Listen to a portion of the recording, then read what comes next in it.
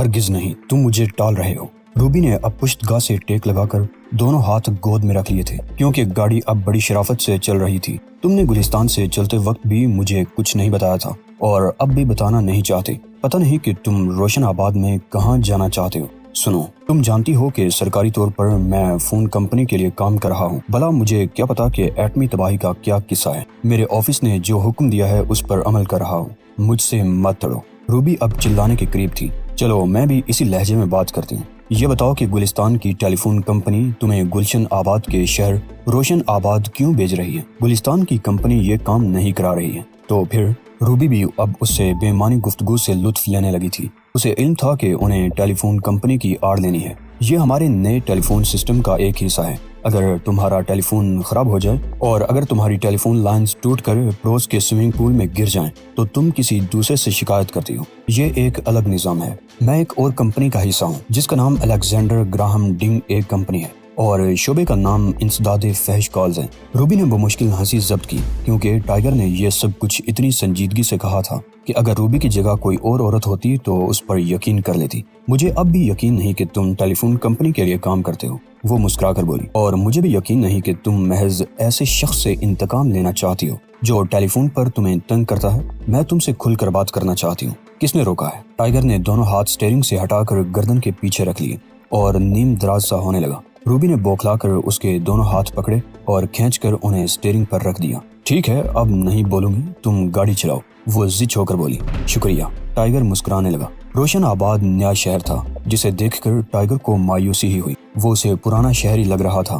عمارتیں بھی عام سی تھیں۔ اسے ایسا ہی لگا جیسے وہ مشرقی شہر کی بجائے کسی یورپ یا مغربی شہر میں ہے۔ انہیں جس مکان کی تلاش تھی وہ کسی کمین گاہ سے کم نہ تھا۔ دریا کے ساحل پر 150 فٹ کی بلندی پر واقع یہ مکان پشتہ نما ایک سنگی دیوار میں چھپا ہوا تھا۔ اس سنگی دیوار میں لوہے کے مضبوط دروازے بہرحال نظر آ رہے تھے۔ مرکزی دروازے پر چھوٹی سی کال بیل کا بزر لگا ہوا تھا۔ نیم پلیٹ تھی مگر اس پر کسی کا نام نہیں تھا، صرف اسٹریٹ نمبر لکھا ہوا تھا۔ ٹائیگر نے گھنٹی بجانے کے لیے ہاتھ اٹھایا مگر روبی نے اس کا بلند ہاتھ پکڑ لیا۔ میرا خیال ہے کہ ہمیں اعلان کر کے اندر جانے کی ضرورت نہیں، وہ دھیمے لہجے میں بولی۔ کیا بات ہوئی بلا؟ بزدل سمجھ رہی ہو مجھے؟ ٹائیگر نے برا ماننے والے انداز میں کہا اور دوسرے ہاتھ سے بزر دبا دیا۔ اندر سے کوئی رد عمل ظاہر نہ ہوا تو اس نے بزر دوبارہ دبا دیا۔ اس مرتبہ گیٹ کے ساتھ لگے ہوئے ایک خفیہ لاؤڈ سپیکر سے جواب کی بجائے سوال نکلا۔ کون ہے؟ اس مکان کے مالک کا نام کیا ہے؟ ٹائیگر نے پوچھا۔ مسٹر شفات۔ مگر یہ کون پوچھ رہا ہے؟ میں۔ ٹائیگر نے بڑے اطمینان سے جواب دیا۔ تم کون ہو؟ کیوں آئے ہو؟ میں ہوں اور مسٹر شفات کو قتل کرنے کے لیے آیا ہوں۔ بھاگ جاؤ ورنہ پولیس کو بلا لیا جائے گا۔ اس بار لہجہ عجیب سا تھا۔ اس کا احساس روبی کو بھی ہو گیا تھا۔ نہیں، ایسا مت کرنا، میں انہیں قتل کرنے کے لیے بہت دور سے آیا ہوں۔ ٹھیک ہے، میں پولیس کو اطلاع دے رہا ہوں، لاؤڈ سپیکر نے جواب دیا اور پھر خاموش ہو گیا۔ بہت شاندار، روبی نے زہر خوند لہجے میں تبصرہ کیا۔ ہم ابھی تک سڑک پر ہی ہیں اور اب پولیس بھی آنے والی ہے۔ وہ اتنے غصے میں تھی کہ اس نے زور سے گیٹ کو ٹھوکر بھی مار دی۔ فکر مت کرو، ٹائیگر نے اسے تسلی دی اور ساتھ ہی بائیں ہاتھ کی 5 انگلیوں میں گیٹ کا ہینڈل پکڑ لیا۔ اسے ہتھیلی میں گرم گرم لوہے کی موجودگی کا احساس ہوا۔ اسے خود احساس نہیں تھا کہ وہ کیا کر رہا ہے کیونکہ اس نے یہ فن بہت پہلے سیکھا تھا اور آدم خور شیلا فنبرگ کے واقعے کے بعد اس کو بلا بیٹھا تھا۔ تاہم اسے علم تھا کہ اس پورے عمل کا نتیجہ کیا نکلے گا۔ اس نے کفل کے اوپر والی آہنی پلیٹ پر دونوں ہاتھ سے ضرب لگائی۔ اسٹیل پلیٹ ٹوٹ کر گر گئی، ساتھ ہی کفل کا میکانزم بھی اس کے قدموں میں آ گرا۔ اس نے دائیں پیر سے گیٹ کو دھکا دیا تو وہ کھلتا چلا گیا۔ روبی کچھ نہ بولی لیکن وہ خود جانتی تھی کہ اس وقت وہ کتنی خوش ہے۔ اس نے ایک عرصے بعد ٹائیگر کو ایکشن میں دیکھا تھا۔ اندر پارس نے مائکرو فون ایک طرف رکھتے ہوئے علیم اور احتشام کی طرف دیکھا۔ میرا خیال ہے کہ اب وہ اندر آ رہا ہوگا۔ کیا سب کو یاد ہے کہ کیا کرنا ہے؟ علیم اور احتشام سر ہلانے لگے۔ وہ کوچز کے پیچھے مشین گنیں لیے ہوئے بیٹھے تھے جن کا رخ مرکزی دروازے کی طرف تھا۔ پارس کے ہاتھ میں اشاریہ 4 کا میگنم تھا۔ وہ ان ہتھیاروں سے ناواقف تھے اور اپنے ہی ہاتھوں میں موجود ان ہتھیاروں سے انہیں خود خوف محسوس ہو رہا تھا۔ ٹھیک ہے، پھر ہم انہیں بآسانی قتل کر سکیں گے اور یہاں سے نکل جائیں گے۔ 300 میل دور بیٹھے ہوئے شفات نے یہ منظر اپنی آنکھوں سے ٹی وی اسکرین پر دیکھا۔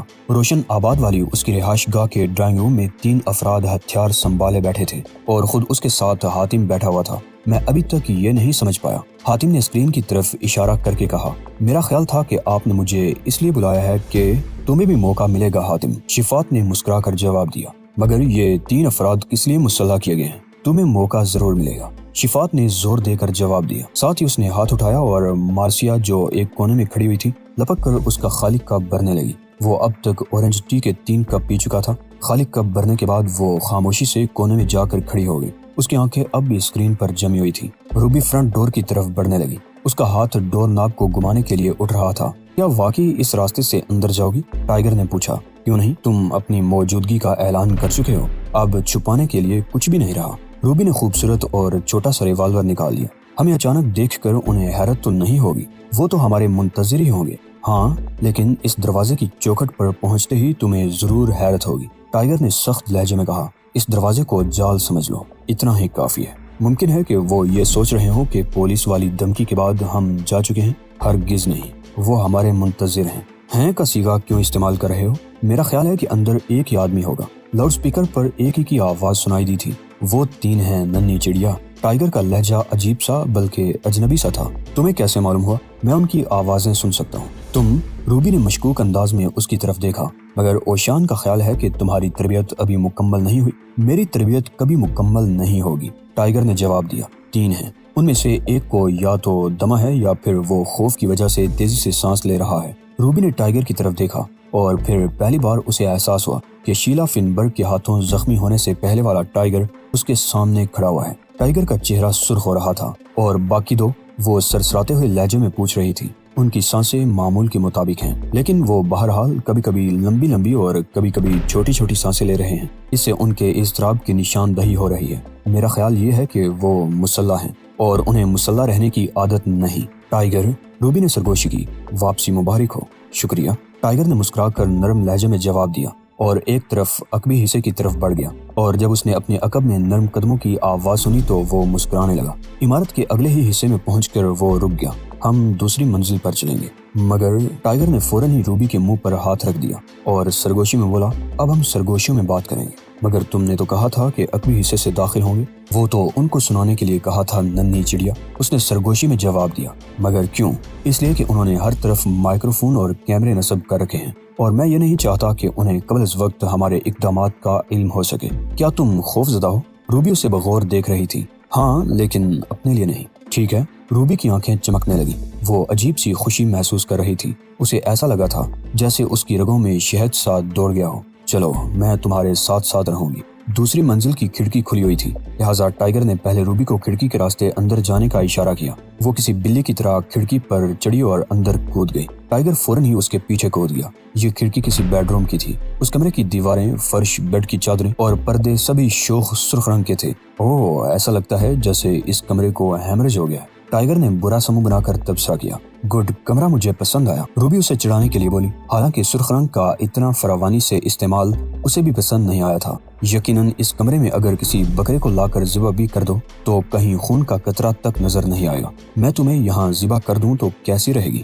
شکریہ، میں تمہارے ساتھ ماری ماری پھرنے کے بجائے ذبح ہونے کو ترجیح دوں گی، روبی نے خشک لہجے میں جواب دیا۔ تو ٹائیگر دروازے کی طرف بڑھ گیا۔ یہ دروازہ ایک بالکونی میں کھلتا تھا جس سے ڈرائنگ روم صاف نظر آ رہا تھا۔ ٹائیگر نے روبی کو خاموش رہنے کا اشارہ کرتے ہوئے بالکونی میں بلا لیا اور نیچے دیکھنے لگا۔ روبی بھی نیچے ہی دیکھ رہی تھی، جہاں ڈرائنگ روم کے صوفوں اور کرسیوں کے پیچھے 3 مسلح افراد پوزیشن لیے ہوئے بیٹھے تھے۔ ان کا رخ شیشے کے سلائیڈنگ ڈور کی طرف تھا جو باہر کھلتا تھا اور جہاں سے ساحل نظر آ رہا تھا۔ روبی نے کچھ کہنا چاہا مگر حالات کی نزاکت کا احساس کر کے خاموش رہ گئی۔ وہ ٹائیگر کو ریلنگ کی طرف جاتے ہوئے دیکھ رہی تھی۔ اس کے چہرے پر مسرت کے تمام جذبے تھے، کیونکہ ٹائیگر کے پیروں کا انداز ایسا ہی تھا جیسے وہ فرش پر نہیں، مسلسل فضا میں اڑ رہے ہیں۔ ٹائیگر ریلنگ تک گیا اور وہاں سے اس نے 15 فٹ نیچے ڈرائنگ روم میں چھلانگ لگا دی۔ وہ ایک صوفے پر پیروں کے بل ہی گرا۔ وہاں سے اس نے الٹی زکن بری اور 2 مسلح افراد کے درمیان پہنچ گیا۔ ابھی وہ حیرت سے اسے دیکھ رہے تھے کہ آسمان سے گرنے والے اس شخص نے ان سے گنیں چھین لی۔ کرسی کے پیچھے موجود شخص نے آوازیں سن لی۔ اس نے اپنی میگنم فائر کرنے کے لیے بلند کی، لیکن اس سے قبل کہ وہ مزید کچھ اور کرتا، ٹائیگر نے مسکراتے ہوئے اسے میگنم چھین لی۔ اب وہ 3 خطرناک ہتھیار سنبھالے ہوئے ان کے سامنے کھڑا ہوا تھا۔ تاہم 2 ہاتھوں میں 3 ہتھیار بہت عجیب لگ رہے تھے۔ کیا ہوا؟ بالکونی سے روبی نے چلا کر پوچھا۔ کچھ بھی نہیں، سب ٹھیک ہے، ٹائیگر نے جواب دیا اور پھر ان تینوں کی طرف دیکھ کر بولا، اگر آپ حضرات صرف 1 منٹ کے لیے نیچے بیٹھیں تو میں یہ تینوں بدنما ہتھیار پھینک دوں۔ وہ تینوں سر ہلانے لگے اور ٹائیگر تینوں ہتھیار ایک کونے میں پھینک کر ہاتھ جاڑنے لگا۔ ہاں، تو میں یہ کہہ رہا تھا کہ ہتھیار کونے میں ڈالنے کا مطلب یہ نہیں کہ تم میں سے کوئی بھی لپک کر انہیں اٹھانے کی کوشش کرے۔ اگر کسی نے بھی یہ حرکت کی تو وہ کونے تک پہنچنے سے قبل ہی اس دنیا سے رخصت ہو جائے گا۔ اسی لمحے روبی تقریباً دوڑتی ہوئی زینے سے اتر آئی۔ اس کے ہاتھ میں پستول تھا۔ اسے خدشہ تھا کہ کہیں وہ تینوں موقع پا کر ہتھیار حاصل نہ کر لیں، کوئی اپنی جگہ سے حرکت نہ کرے۔ روبی نے غرا کر کہا، یہ حرکت کرنا نہیں چاہتے مس روبی؟ ٹائیگر نے عجیب سے اور خوفناک لہجے میں جواب دیا، اپنا پستول چھپا لو۔ یہ کہہ کر وہ ان تینوں کی طرف پلٹا۔ نام بتاؤ، تم کون ہو؟ کرسی کے پیچھے چھپے ہوئے شخص نے پوچھا۔ میں۔ ٹائیگر نے کرسی ہی کھینچ کر 2 ٹکڑے کر دی۔ اگلا سوال کرو۔ وہ غرایا۔ پارس۔ ٹائیگر ہنکارا لے کر باقی 2 کی طرف دیکھنے لگا جو اب کانپنے لگے تھے۔ علیم، احتشام، تیسرے نے بمشکل کہا۔ کیا ان میں سے کسی کی آواز اس شخص سے ملتی جلتی ہے جو تمہیں فون کر کے تنگ کرتا تھا روبی؟ ٹائیگر نے پوچھا۔ اس کی نظریں بدستور ان تینوں پر جمی ہوئی تھی۔ میں نے ان کی کپکپاتی ہوئی آواز ہی سنی ہے شہزاد، ذرا مزید گفتگو کرو۔ تم کون ہو؟ پارس اب بھی اس طرح بیٹھا ہوا تھا جیسے اس کے آگے کرسی رکھی ہوئی ہو۔ بکو مت، کوئی کہانی سناؤ۔ کہانی؟ کیسی کہانی؟ کوئی بھی۔ اسکول کے زمانے میں کوئی کہانی یاد تو کی ہوگی۔ نہیں یاد آ رہی۔ گڈ، میرے ہی بھائی ہو، مجھے بھی یاد نہیں۔ ٹائیگر نے بڑے اطمینان سے جواب دیا۔ کیا یہی ہے؟ اس نے روبی کی طرف دیکھ کر کہا، اور جواب نفی میں ملنے پر احتشام کی طرف گورنے لگا جو اپنی داڑھی پر بار بار ہاتھ پھیر رہا تھا۔ نام بتاؤ، میں بھول جاتا ہوں۔ احتشام۔ گھر کا پتہ 3801 مرشد آباد نمبر 3۔ احتشام نے جواب دیا۔ علامہ اقبال کی کوئی نظم سناؤ۔ نظم؟ احتشام گھبرا گیا۔ مجھے تو یاد نہیں، گانا سن لو۔ بکو مت۔ روبی۔ ٹائیگر نے روبی کی طرف دیکھا جو نفی میں سر ہلا رہی تھی۔ اچھا، اب تم ہی بچے ہو۔ ٹائیگر علیم کی طرف پلٹ گیا۔ شاید تمہیں کوئی نظم یاد ہو۔ علیم کو لب پہ آتی ہے دعا کے 2 پورے شعر یاد تھے۔ وہ فوراً ہی شروع ہو گیا۔ نہیں، روبی نے ٹائیگر کے سوال سے قبل ہی جواب دے دیا۔ اب تم تینوں یہ بتاؤ گے کہ شفات کون ہے؟ ٹائیگر کا لہجہ اور انداز اچانک ہی بدل گیا۔ اس سے ہماری صرف ایک بار ملاقات ہوئی ہے، ہم اس سے اچھی طرح واقف بھی نہیں۔ پارس کے اس جواب پر ٹائیگر نے احتشام اور علیم کی طرف دیکھا تو پارس کی تائید میں سر ہلا رہے تھے۔ تب پھر تم ہمیں ہلاک کرنے کی کوشش میں یہاں کیوں بیٹھے ہوئے تھے؟ اس لیے کہ میں اپنی ماں کو ڈنڈے مار مار کر ہلاک کرنا پسند نہیں کرتا مسٹر، اور میں کسی لاش کی بے حرمتی نہیں کر سکتا۔ علیم نے بھی وجہ بتانے میں سستی کا مظاہرہ نہ کیا۔ مجھے فاحش فلموں میں کام کرنا پسند نہیں، احتشام نے بڑی نفرت سے کہا۔ اس نے بھی وجہ بتا دی تھی۔ ان وجوہ کا تفصیلی پس منظر معلوم کرنے میں ٹائیگر کو 1 منٹ لگ گیا۔ اسے اچھی طرح اندازہ ہو گیا کہ وہ اسے صرف قتل کرنا چاہتے تھے، اور یہ بھی کہ وہ اس کو جانتے تک نہیں۔ شفات کو میرے قتل کی خبر کس طرح دینی تھی؟ اس نے اس بار نرم لہجے میں پوچھا۔ اسے خوشی تھی کہ ان تینوں کو قتل کرنے کا کوئی ٹھوس جواز اس کے پاس نہ تھا۔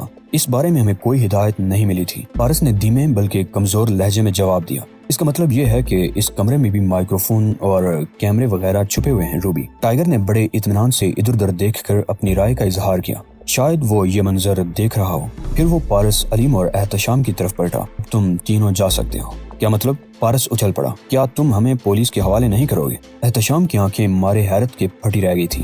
نہیں، تم لوگ جا سکتے ہو، ٹائیگر نے جواب دیا۔ اس نے علیم کی طرف دیکھا جس کی آنکھوں میں بے چینی سی تھی۔ میں کچھ کہنا چاہتا ہوں، علیم نے گردن سہلاتے ہوئے کہا۔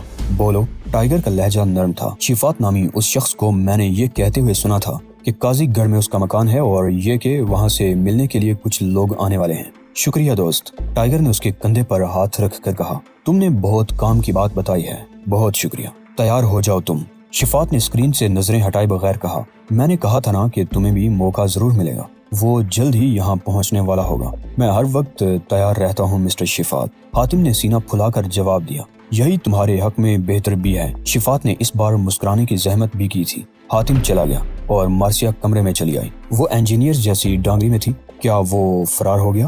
اس نے پوچھا۔ ہاں، شفات نے دونوں ہاتھ سینے پر رکھ لیے۔ آخر وہ ہے کون؟ سرکاری جاسوس۔ یہ میری اپنی رائے ہے اور ممکن ہے کہ غلط نکلے۔ شفات نے سر کھجاتے ہوئے جواب دیا۔ تب پھر اس کا فرار ہونا انتہائی خطرناک ثابت ہو سکتا ہے۔ مارسیا بھی سرکاری جاسوس کی اہمیت سے اچھی طرح واقف تھی۔ نہیں، مجھے اس کے فرار کا پہلے ہی یقین تھا۔ اب وہ یہاں آئے گا اور حاتم اس کھیل کو ختم کر دے گا۔ اگر حاتم بھی ناکام ہو گیا تو… حاتم کبھی ناکام نہیں ہوا مارسیا ڈارلنگ، لیکن فرض کرو اگر حاتم بھی ناکام ہو گیا تو کیا ہوگا؟ تو کچھ بھی نہیں ہوگا۔ شفات نے سر پر ہاتھ پھیرتے ہوئے جواب دیا۔ دنیا کو ویسے بھی تباہ ہونا ہے۔ تباہی؟ مارسیا ایک سسکی لے کر بولی۔ میں تباہی کا مزید انتظار نہیں کر سکتی شفات، جلدی کرو۔ میں نے پتہ چلا لیا ہے کہ وہ کون ہے۔ کون ہے وہ؟ بہرام نے پوچھا۔ اس کے کمپیوٹر نے شفات کی اس رہائش گاہ کا پتہ تلاش کیا تھا جہاں علیم، احتشام اور پارس سے ٹائیگر کی مڑ بھیڑ ہو گئی تھی۔ شفات، ٹائیگر نے بتایا۔ شفات؟ بہرام نے نام دہرایا۔ وہ کیا ہے؟ وہ شفات ہے، اس کے علاوہ مجھے اور کچھ معلوم نہیں، لیکن ہمیں یہ معلوم ہے کہ اب وہ کہاں ہوگا۔ ہمیں؟ بہرام نے حیرت سے پوچھا۔ ہاں ہمیں، تمہارا مسلط کردہ عذاب روبی بھی میرے ساتھ ہے۔ اچھا، بہرام بہت دنوں بعد بے ساختہ طور پر مسکرایا۔ کیا اسے واپس بلا لوں؟ وہ شفات کو اس کی آواز سے پہچان سکتی ہے، جبکہ میرے پاس شفات کو پہچاننے کا کوئی طریقہ نہیں۔ ٹائیگر نے براہ راست کوئی جواب نہیں دیا۔ لیکن تمہیں اس کا نام تو معلوم ہے۔ مجھے یقین ہے کہ اگر وہ تمہارے سامنے آ گیا تو تم اسے پہچان لو گے۔ میرا خیال ہے کہ روبی کو یہاں واپس بھیج دو، اسے دوسرے بھی اہم کام کرنے ہیں۔ ٹھیک ہے، بھیج دوں گا، ٹائیگر نے وسیلے انداز میں کہا۔ خیر، جیسی تمہاری مرضی۔ بہرام آج بہت شوق ہو رہا تھا۔ میں نے سنا ہے کہ قاضی گڑھ میں بھی اس کا مکان ہے۔ کمپیوٹروں کو استعمال کریں تاکہ مجھے درست معلوم ہو سکے۔ کوشش کرتا ہوں۔ بہرام نے یہ کہتے ہوئے کمپیوٹروں کے بٹن دبانے شروع کر دیے۔ کیا تمہیں علم ہے کہ مجھے شفات کے گھر کا پتہ کس طرح معلوم ہوا تھا؟ نہیں، جاننا چاہتے ہو؟ بہرام کی نظریں اپنے ٹیبل سکرین پر تھیں۔ کیا ضرورت ہے؟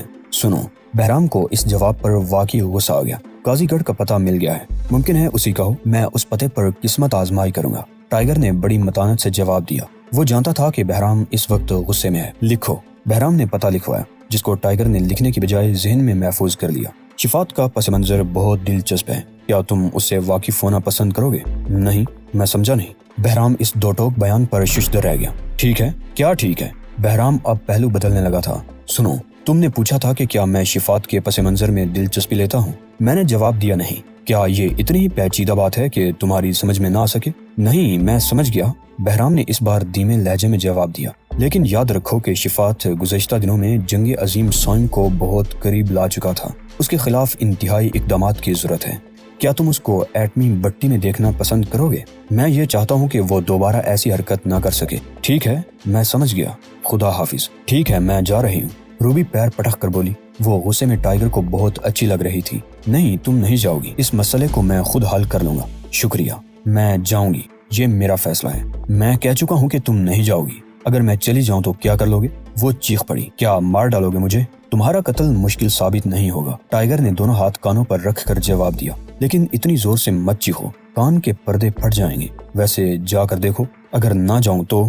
روبی مان ہی دھیمی پڑ گئی۔ اوشان نے اسے ایک بار بتایا تھا کہ اس کی چیخو پکار ٹائیگر کے دماغ میں گھس کر ہر خلیت تک اتر جاتی ہے۔ اس کا منفی اثر بھی ہو سکتا ہے۔ تم میرے ساتھ چلو گی؟ ٹائیگر نے روبی کو بغور دیکھتے ہوئے کانوں سے ہاتھ ہٹا لیے۔ اس نے ایسا صرف یہ یقین کر لینے کے بعد ہی کیا تھا کہ روبی اب چیخے گی نہیں، اور تم گاڑی احتیاط سے چلاؤ گے۔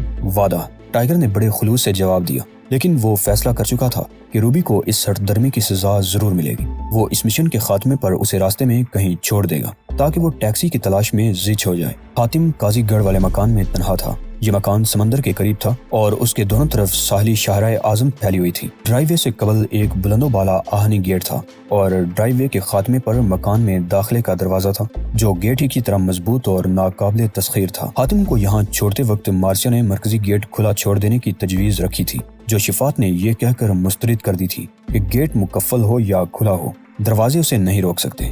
ویسے بھی اگر دروازہ کھلا ہوا ملا تو وہ یہی سمجھے گا کہ اس کے لیے کوئی جال بچھایا گیا ہے۔ تمہارا کیا خیال ہے حاتم؟ درست، تم ٹھیک کہتے ہو، حاتم نے جواب دیا تھا۔ اس نے بالائی منزل کے بیڈ روم کو ہیڈ کوارٹر بنایا تھا۔ یہاں کی کھلی کھڑکیوں سے اسے پوری عمارت اور ارد گرد کا علاقہ نظر آ رہا تھا، جبکہ وہ خود باہر سے نہیں دیکھا جا سکتا تھا۔ فرض کرو کہ وہ سمندر کی طرف سے آئے۔ مارسیا نے اپنے خدشے کا اظہار کیا تھا۔ اس وقت اس کی زلفیں جوڑے کی شکل میں گندی ہوئی تھی۔ حاتم کے پاس ٹی وی مانیٹر موجود ہے، اس پر سمندر سے آنے والے راستوں پر نظر رکھی جا سکتی ہے۔ شفات نے ٹی وی کی طرف اشارہ کر کے جواب دیا، جس کے اسکرین پر اس وقت بھی سمندر کا پورا علاقہ نظر آ رہا تھا۔ میں پوری طرح مطمئن ہوں شفات، حاتم نے اسے تسلی دی۔ وہ 3 پیس سوٹ پہنے ہوئے تھا جس کی جیکٹ کے تمام بٹن بند تھے۔ ویسے تم لوگوں نے تماشا دیکھنے کے لیے موجود رہنے کو ترجیح کیوں نہیں دی؟